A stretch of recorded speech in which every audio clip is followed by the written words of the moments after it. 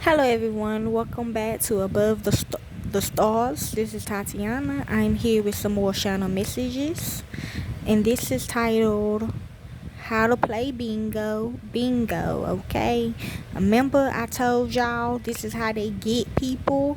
They have that. If you go to a real bingo hall, okay, we have one. You go to a real bingo hall, and they have that big old thing with them little numbers in it, and they call the numbers out, and then you have to get your whole board marked, okay, with them little things, okay, with that marker.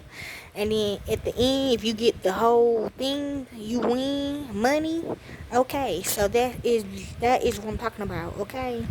And I'm gonna tell y'all how to play it, okay. This is how you play it, okay, or whatever the case may be. And this is how they get people. I think somebody that shows me, they got my whole family type stuff. I don't know, but I think they did though. But yeah, they like, it's like pulling numbers out of a hat, but it's like bingo though. Okay, and there's numbers to it too. Okay, you know there's numbers. Okay, so let's begin. How to play bingo.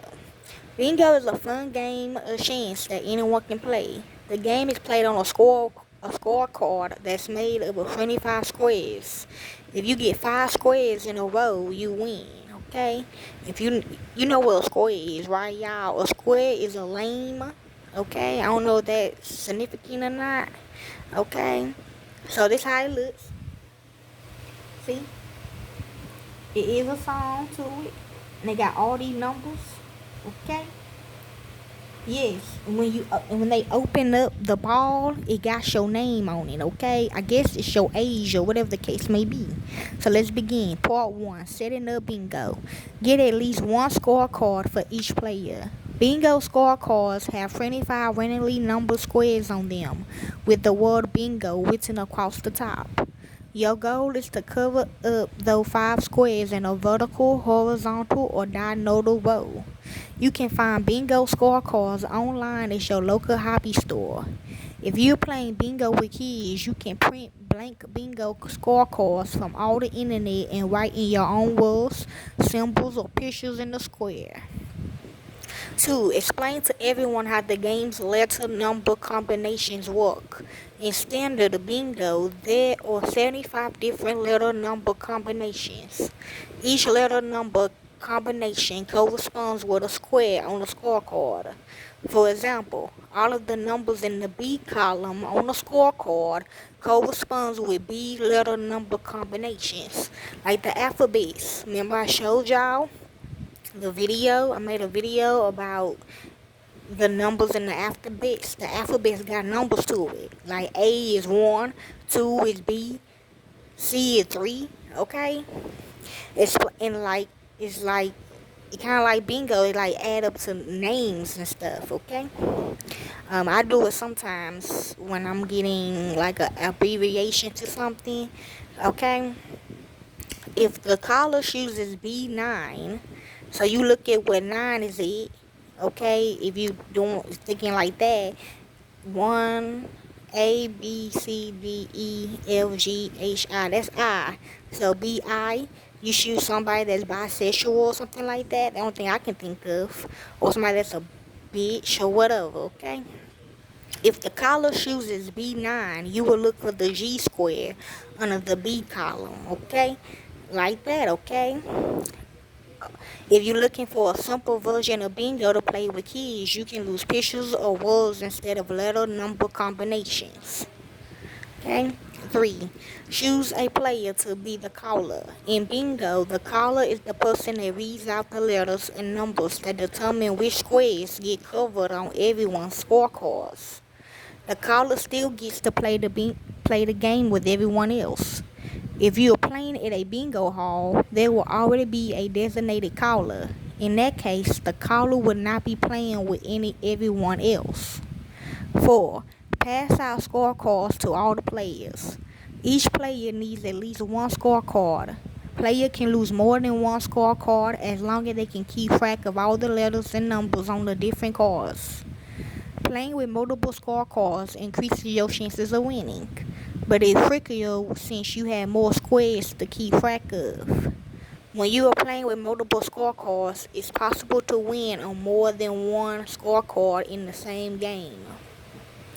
5. Give each player a pile of bingo chips. Bingo chips, that's money, okay, or whatever they want. I don't know. I guess they get money too. I don't know. Bingo chips are what players lose to cover the squares on their scorecards, or any magic trick or whatever, or gadgets. Any small objects will work as bingo chips as long as they can fit inside the squares on the scorecards. You can lose poker chips, coins, or even small pieces of paper as bingo chips. 6. Place a chip on the square in the center of your scorecard. In bingo, the square in the center of everyone's scorecard is considered a free space. Everyone starts out with one chip over that space. See, this how the thing they got. It's the gadget. Okay. Anyways, 7. Give the caller the letters and numbers they call out in the game. These letters and numbers can be written down on small pieces of paper and then folded up. Or you can lose actual bingo balls that have letters and numbers on them. They just need to correspond with the letters and numbers on the scorecards. Put the pieces of paper on bingo balls in a bucket, bowl, or bingo spinner so the caller can choose them at random. If you're playing bingo with kids and the scorecards have pictures or words on them, give the caller corresponding pictures or words to choose from. Playing the game, okay? Have the caller read out letter number combination. The caller should grab a letter number combination at random without looking and read it out loud. Have them call out the combination a few times so everyone hears it. For example, if the caller pulls out a piece of paper or a ball that say N37, and now you know it only 26 letters in the alphabet. Just break that down. 37, 7, 8, 9, 10. That's 10, 1, okay? Only they will say N37 out loud. If you, that's what I'm saying is algebra, y'all, my bad. If you playing bingo with pictures or words instead of letter number combinations, have the caller read out the word or describe the picture to the other players. Okay? Yep, y'all, everyone, that is algebra. This is algebra. 2. Place a chip on your scorecard if you have that letter and number. After the caller reads out the letter number combination, check your scorecard to see if you have the letter and number they called out. If you do, put a chip on that square. For example, if the caller says G46, you will look for the number 46 in the G column on your scorecard. If you have it, you cover that square with a chip. If you don't have the letter and number the caller shows, you don't have to do anything. Okay. 3. Continue playing until someone gets 5 chips in a row on their scorecard. Have the caller continue to call out different letter number combinations. Players should keep placing chips on the squares on their scorecard whenever a corresponding letter number combination is called. A player wins if they get 5 covered squares in a horizontal, vertical, or diagonal row. There's no limit to how many letter number combinations the caller reads out. They keep choosing new combinations until someone wins. Bingo. And that is a song. That, like, after they do all this, a song pops up. Like, after they find the people, that song will play, y'all. 4. Shout bingo if you get 5 squares in a row. When a player gets 5 covered squares in a row on their scorecard, they should yell bingo so everyone knows they won. When someone shouts bingo, the caller will stop choosing new letter number combinations. If more than one player shouts bingo after the same letter number combination is called out, all of those players win. Okay. 5. Have everyone clear their scorecard after someone's wins. Once someone has called out bingo and won their round, everyone should take all the chips off their scorecards. You should always start a new game with a clear scorecard except for the ship or in the free space in the center. Okay?